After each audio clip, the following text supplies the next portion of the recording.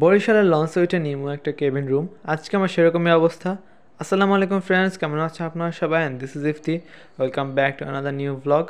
আজকে আমরা বরিশাল যাচ্ছি, বরিশালের লঞ্চে করে ঢাকা থেকে।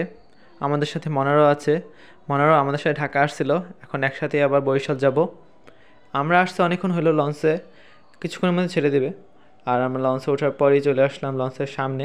এখানে ইরেশ আইসা সামনে খোলা জায়গা পেয়ে খেলাধুলা শুরু করে দিছে। ছোটো মানুষ তো খেলতে দুলতে পছন্দ করে, দেখেন কীরকম করে দৌড়িতেছে ও দুষ্টামিতে।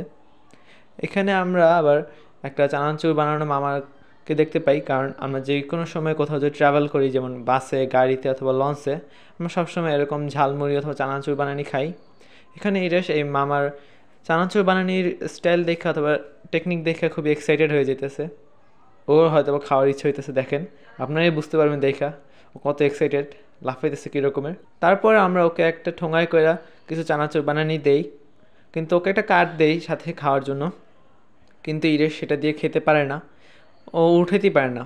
ও চেষ্টা করে উঠানো, দেখে আবার ফালায় দেয়, ওঠে না কেন। তারপর আরেকটা নেয় মনার কাছ থেকে, আবার চেষ্টা করে, আবার ই করে, কিন্তু পারে না, ফালায় দেয়। তারপর আমরা খাওয়া দাওয়ার পর আসি লঞ্চের ছাদে।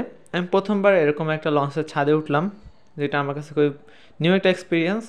আর এখান থেকে ঢাকা শহরের ভিউটা খুবই সুন্দর, যা বলার মতো না। বললেও হয়তো বা আপনারা বুঝতে পারবেন না।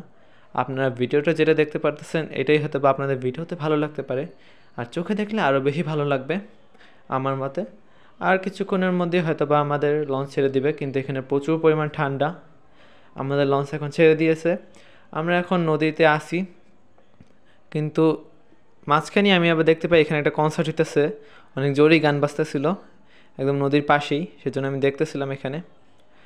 আমরা এখন বরিশাল এসে পড়েছি, আর কিছুক্ষণের মধ্যেই হয়তো বা আমাদের লঞ্চ ঘাটে দিয়ে দিবে, তারপর আমরা নেমে বাসায় চলে যাব। তাহলে আজকের ব্লগটা এই পর্যন্তই, আশা করি আপনাদের সবাই ভালো লেগেছে। এবং আজকের মতো বিদায়। আমার চ্যানেলটা সাবস্ক্রাইব করেন, আমার জন্য দোয়া করেন, লাইক করেন, কমেন্ট করেন এবং আমাকে সাপোর্ট করেন। তাহলে বাই বাই, সি ইউ, আসসালামু আলাইকুম, আল্লাহ হাফেজ, বিদায়।